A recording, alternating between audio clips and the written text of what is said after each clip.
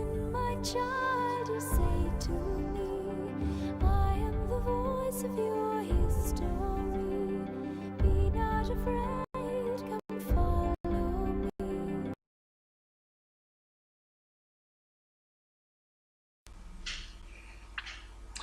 The Iron Age is a very exciting and engaging section of junior cycle curriculum. The rationale behind making this video presentation is to attempt to use the Castlestrange Stone as an anchor point to many aspects of Iron Age life. Within the presentation there will be various cross-curricular themes represented. English, as the content is in English, the vocabulary will be expanded. Geography, as we will explore the location and some geographical features. And finally, art, and we will gain an understanding for Le 10 craftwork. Numeracy will be enhanced by using timelines, and literacy will be expanded by the explanation of keywords.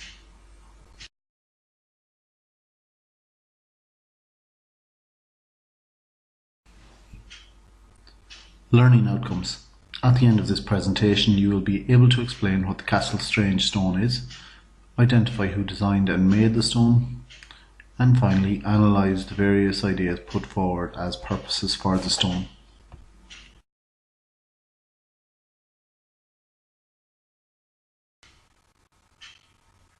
This is the Castlestrange Stone. It's located in Athleague, County Roscommon, and it represents one of the best examples of Le 10 Celtic stonework.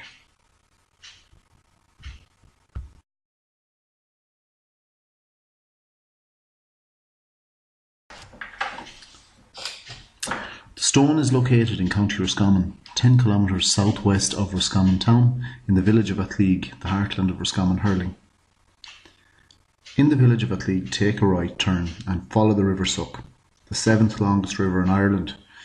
Its name derives from the Old Irish word sucking, meaning amber.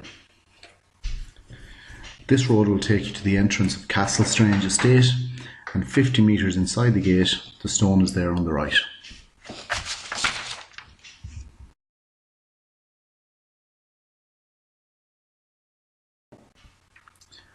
The estate is named after the Lestrange family who held the land and castles in the late 16th century. The estate has belonged to various families over the years, including the Gunnings and the Mitchells in the late 18th centuries, and then the Mullerys. The original house, coach house and stables are now in ruins, but the outbuildings have been converted into a home. These remarkable buildings are a display of the opulence of the estate, and the central arrangement of a 5-carriage arch opening is a striking composition. Although greatly diminished, Castlestrange survives as a living estate where buildings of architectural and social importance remain.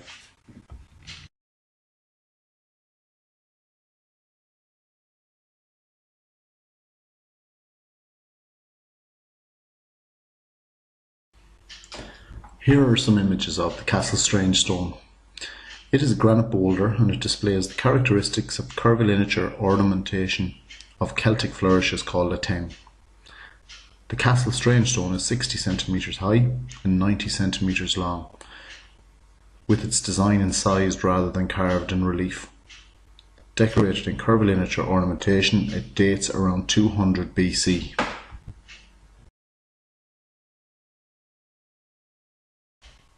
This timeline shows us the period in which the Iron Age Celts lived.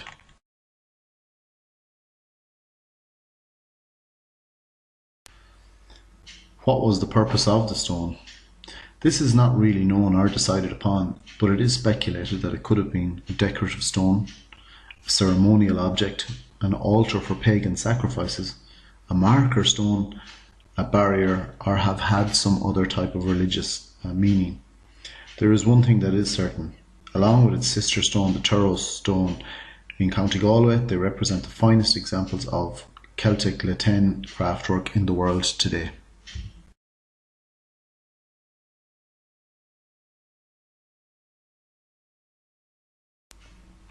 What does the term Le 10 mean? In the Iron Age, as with the Bronze Age, smiths in Celtic Ireland used the Le 10 style in the creation of various objects. This style was very imaginative and complicated, using spiral patterns in S and C shapes to form ornate fashions. It's widely identified with three areas: the place, where the protagonist came from, the people, who they were, and the style of art that they developed.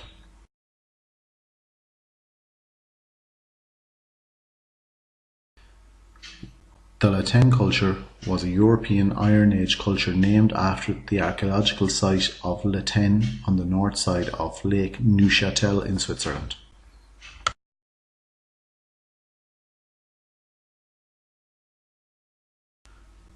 The people were organised, skilled and adventurous. Latin culture developed out of the early Iron Age Hallstatt culture without any definite cultural break, under the impetus of the considerable Mediterranean influences from Greeks in pre-Roman Gaul and the Etruscans. Latin culture developed and flourished during the late Iron Age. This is from about 500 BC to the Roman conquest in the 1st century BC, as they explored most of the further regions of Europe.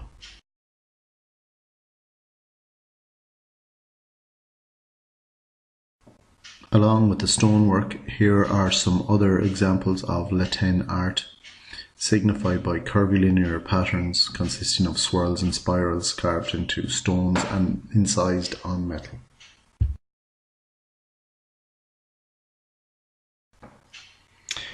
Here is an image of both the Castlestrange Stone on the right and the Turrow Stone on the left. Both stones are carved in the Latin style. In the Iron Age, stone carving became revived. Perhaps this was down to better tools making the task a little more labour-friendly. Both of these stones are the finest examples of Latin stonework.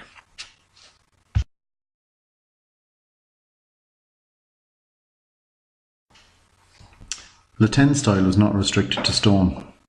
Here's an image of an imported gold collar, probably imported from the Rhineland, found in the ardent Lug bog not 20 kilometres from the Castlestrange Stone.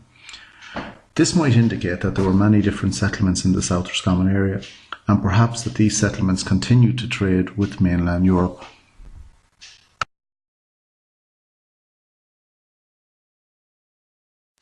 So, to recap on the learning outcomes, we've identified what the Castlestrange Stone is, we've identified who made the Castlestrange Stone, and we examined what the purpose of the stone may have been.